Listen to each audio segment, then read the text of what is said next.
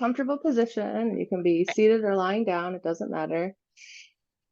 And so the first thing we're going to do is we're just going to take some deep breaths. I recommend in through your nose and out through your mouth, and you can hold it at the top if you'd like. So let's just take like 2 or 3 deep breaths right now.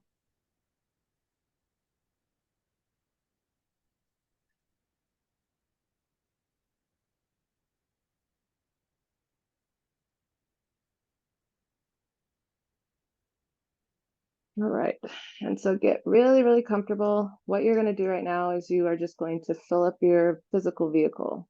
And so whenever we're picturing things, whatever comes to you is perfect, and let your imagination fly and let it wander, and visualize as specifically as you can, because that seems to really help. So the first thing that we're going to do is we're going to take one really big deep breath in, and we're going to hold it as long as we can, and then we're going to release it. And we're going to keep doing a few of these, and I'll let you do it on your own time, and I'll just walk you through what's going to be happening. So we're going to envision, starting with our toes, that we are standing on a beach, and the waves are coming up, and they're touching our toes, and they're going back into the water. And each time these waves come up and touch our toes, we're breathing in. And we're breathing in sparkling white light energy. And so when we breathe in, it pulls up from our toes all the way up to our feet and our ankles. And then we breathe out, and we're releasing stagnancies and blockages. And this can look like anything you'd like. It can look like you're blowing out smoke. It can look like you're blowing out glitter, or it can simply just be you releasing your breath. And with each inhale, we're pulling up more of the sparkling white light as we're standing in this place in the ocean. So we're pulling up all the way now to our knees. And with the exhale, we're breathing out the stagnancies, breathing out the blockages, letting the energy channels flow. Then again, when we breathe in even more, coming up past our knees, all the way into our legs and our thighs, and breathing out and releasing. Breathing in one more time, all the way up to our belly, and breathing out and exhaling all the stagnancies and blockages. And breathing in, all the way up past our chest, just below our shoulders, all the way up our lower back, at our shoulder, at our backbones.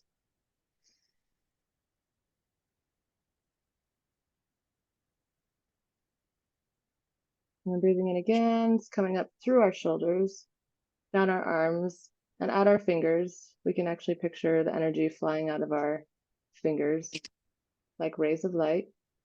You can wiggle your fingers around if you choose. And then one more really deep breath, all the way up to the bottom of the head, or sorry, the top of the head, and shooting out of the top of the head. And with this, we're going to open up our aura. And we're going to picture our aura as a bubble around us, and it is big. And I want you to imagine it getting bigger and bigger and bigger and bigger. Now, I want you to see yourself in your physical vehicle inside this very large auric bubble, and it can be any color that you like. And then I want you to place this auric bubble in a space where you feel safe. It could be your room when you were a child. It could be near your favorite creek, on your favorite hike, near your favorite mountain. Maybe it's at the gravesite of a pet passed away. It could be anywhere, but you're going to place your physical vehicle inside this auric protective bubble in a safe space.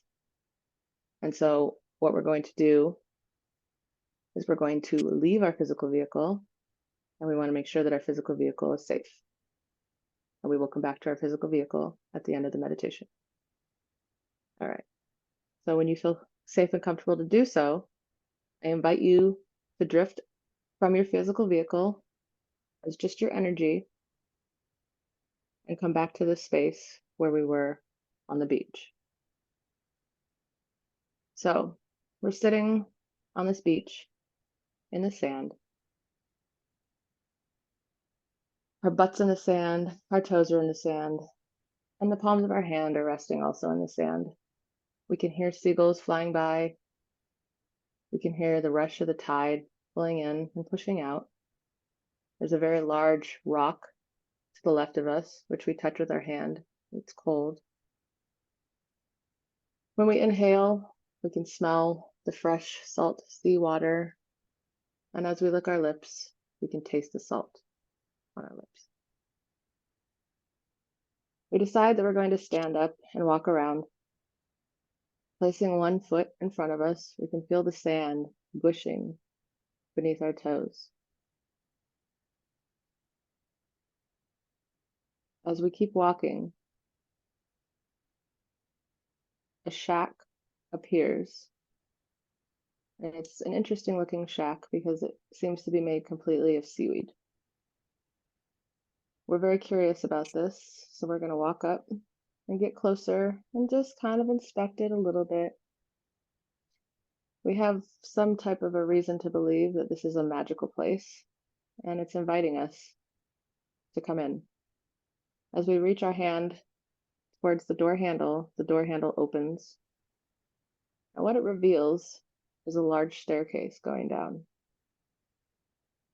As we step inside this corridor, the door shuts behind us, and it is very dark.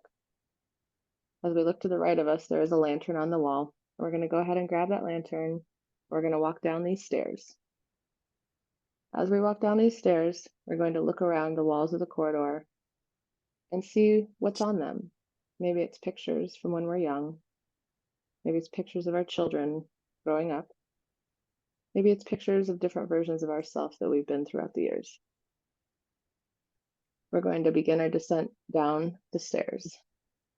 27, 26, 25, 24, 23, 22, 21, 20, 19, 18, 17, 16, 15, 14, 13, 12, 11, 10, 9, 8, 7, 6, 5, 4, 3, 2, 1. When we get to the bottom of the stairs, we hang up our lantern. We see a very small light up ahead to the right. And we notice that it's actually a little mouse, and he's holding a little lantern, and his lips are moving, but we have no idea what he's saying. We can't hear anything audibly, but he's getting a little feisty. He's moving around his fingers and hands and waving and motioning for us to come. And as we walk closer and closer, we see that he's pointing at another door, but this door is tiny. And so we're very curious about how we're going to get into this door.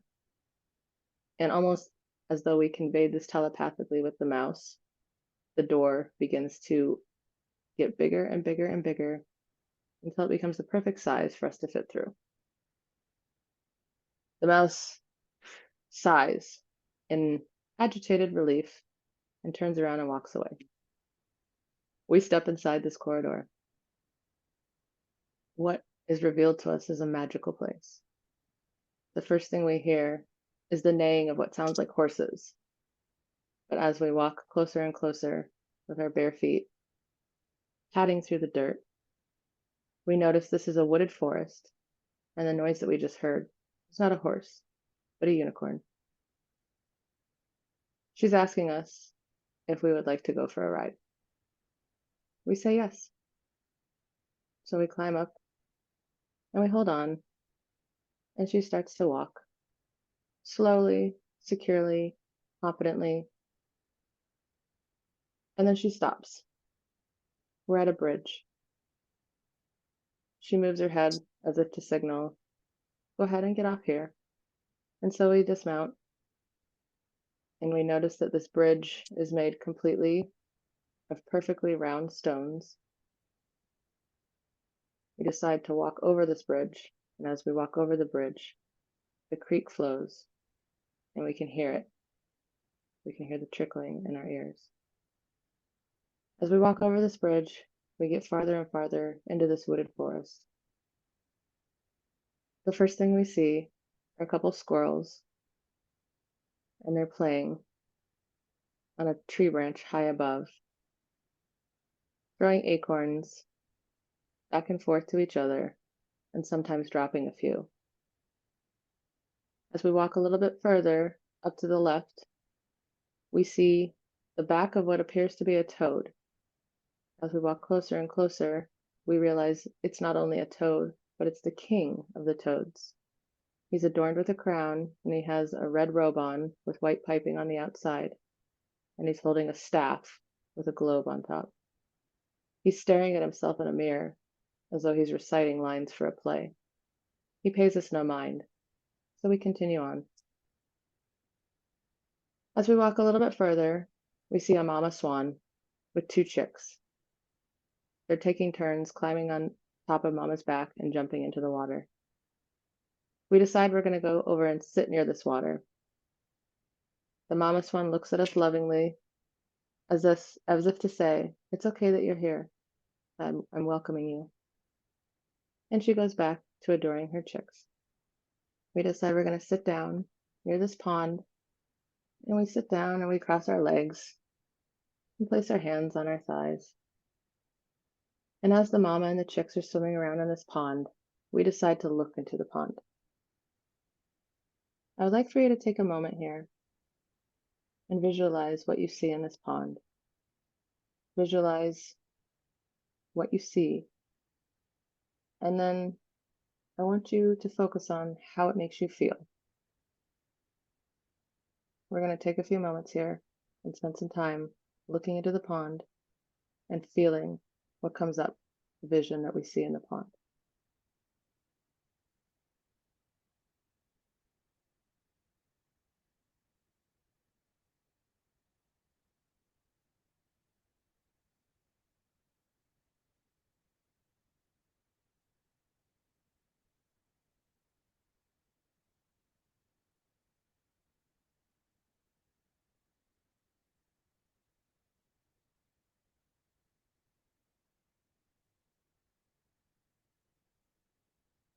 So, as we looked in this pond, something was revealed to us.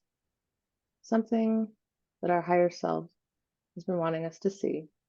And maybe we've seen it before, but maybe we haven't allowed ourselves to feel the feelings that are coming along with what we see.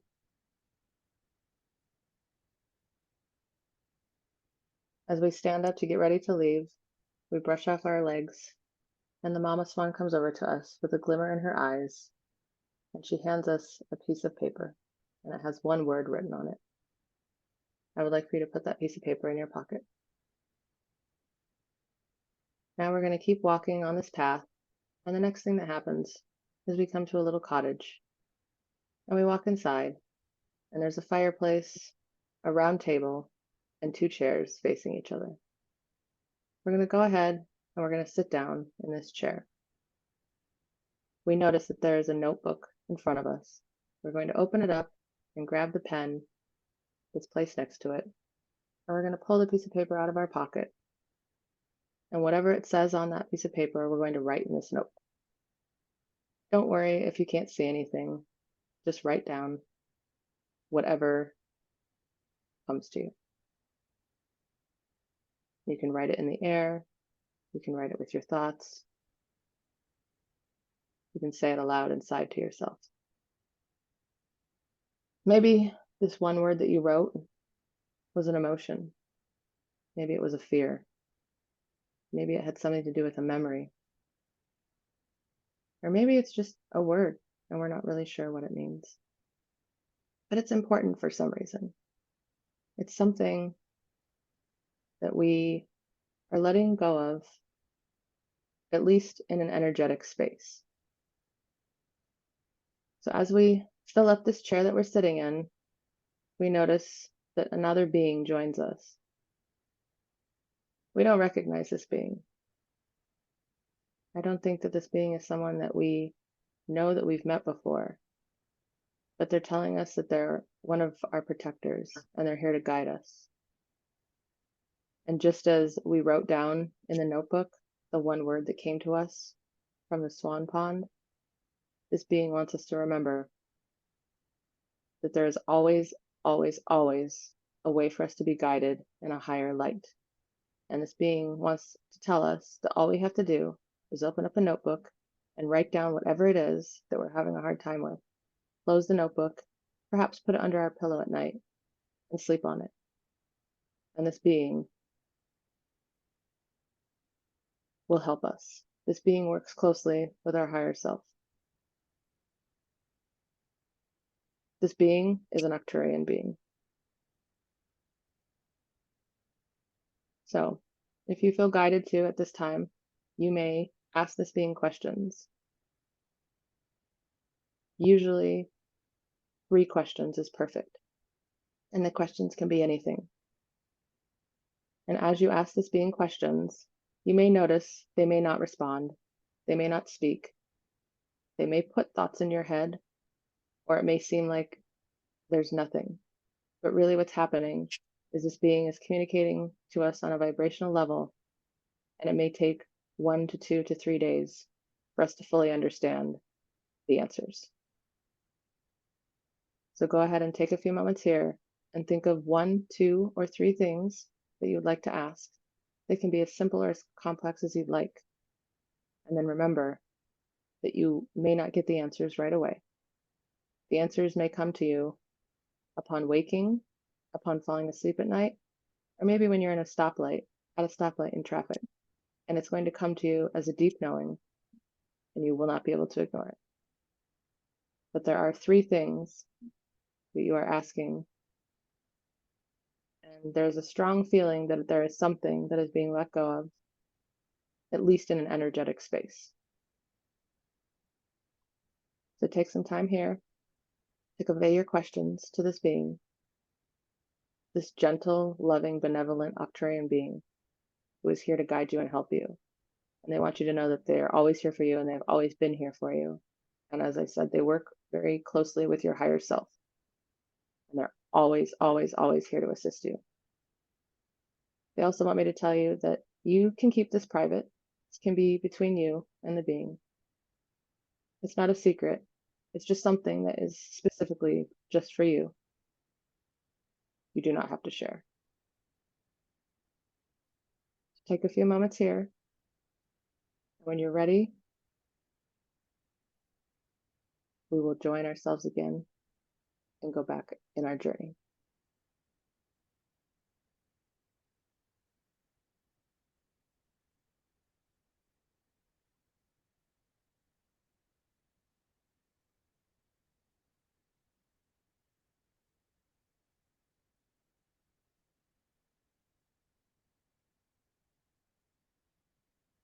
All right. So we notice as we have thoughts of being ready to go, that the being stands up, nods their head, and disappears. We stand up and look around one last time, the beautiful fireplace, the round table, and the 2 chairs, the notebook. We lovingly say goodbye to this space, and we turn around, we walk out the cottage door. As we look at the cottage, it becomes tiny again, like the first time we saw it when the mouse directed us there. We turn around, the mouse is nowhere in sight, but way ahead in the distance, we see our unicorn waiting at the bridge. So we're walking through the forest once again. We wave goodbye to the swan and her babies. We wave goodbye to the toad, who's staring at himself in the mirror, and he actually does break his glance at himself for just a second to wink at us. That makes us feel really special. And we keep walking. And again, up on the left, we see the squirrels. This time, one of them looks like it's trying to juggle, and the other one looks like it's rolling on on the floor laughing, like they're just having the best time. They're reminding us that it's okay to be playful. It's okay to not take things so serious. All right, we're crossing over this bridge made of round rocks. The round rocks feel so lovely on our feet. And we climb upon our unicorn once again. And she takes us back to the space where we were before. We're at the edge of the forest, and we're walking now back towards the staircase. For some reason, we don't need the lantern this time. There's something, three things actually. They perhaps are fairies, but there's three things that are flying right above our head, providing light. So we don't need the lantern. We're going to walk back up these steps. 1, 2, 3, 4, 5, 6, 7, 8, 9, 10, 11, 12, 13, 14, 15, 16, 17, 18, 19, 20, 21, 22, 23, 24, 25, 26, 27.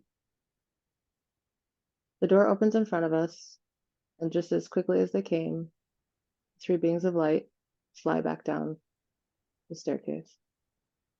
We step outside the doorway, and the door closes behind us, and we turn around to say goodbye to that cool shack that seems to be made of magic and seaweed. And it sinks back down into the sand until the sand just looks like sand again. And we turn around, and we walk back again. We're walking parallel with the tide rushing in and out, feeling the softness of the wet sand underneath our feet. With each step, we can hear the squish. We can feel the squish. We take a deep breath in, and we remember to remember these moments. We lick our lips again to taste the salt. And we take one last glance here at the ocean, at the sparkling water, hearing the seagulls pass by, and we sit down once again, our butt in the sand, our feet in the sand, and the palms of our hands facing downwards into sand. And one last time, we take our left hand and we touch that large rock to the left of us, feeling its coldness under our flesh. And we close our eyes. As we close our eyes, we are lifted from this place in space back into our physical vehicle, held safe in our auric bubble in the place of our choosing.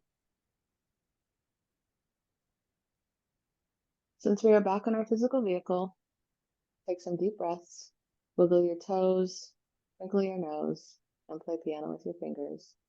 Move around your wrists, move around your ankles. And as you feel ready, you can let your eyes drift open.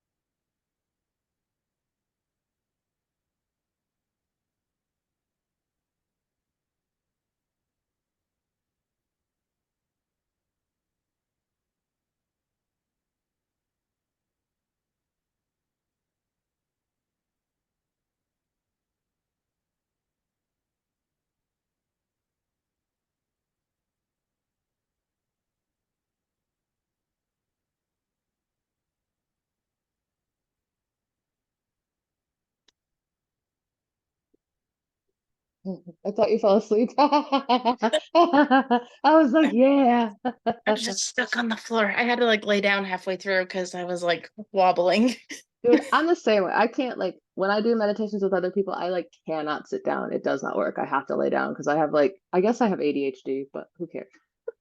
I mean, I think we all do. It's okay. That's what I was gonna say. I was like, so what's interesting is like I do these a lot and I've never had like usually whatever comes in that chair is not an alien, but you got an alien, Mackenzie. You're welcome.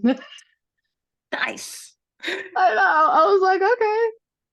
Like I don't know if you know anything about this stuff. Like this is the world I live in now. But Arcturians are pretty cool. I can send you some stuff if you want to read on them. But Yeah.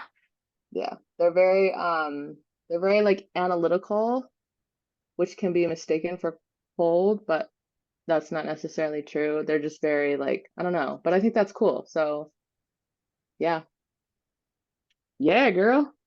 I don't know. Mine was like this, I don't know, just like this big, he was like wearing a black cloak with a hood. I like that. Don't know why. He Yeah. was. That's the thing. And that's what I learned too, is it's like, because I used to be like, oh, whatever, that's silly. And now I'm like, nope, I'm just gonna write. And if you feel compelled to write it all down, sometimes, that's helpful. I do feel like whatever you're working with right now, if you write it down, that'll help integrate. And also just, remembering it on some level. And then I do think sometimes it takes like a full 72 hours to really like integrate what happened. But Yeah. and if you have any emotions or whatever, just let them come out. But yeah, That was good. I liked that. thank you. Thank you for giving me more experience with this. Yeah, that was fun. Yeah, I like to make them fun. And then what else was I gonna say? Oh yeah. Yeah, I'm working on all kinds of stuff like this. So if you ever want to be, one of my people that gets to hang out with me while I practice, let me know. I would love to. Yay. That was like the first time in a long time I've actually just been able to like shut my brain off. Okay, good.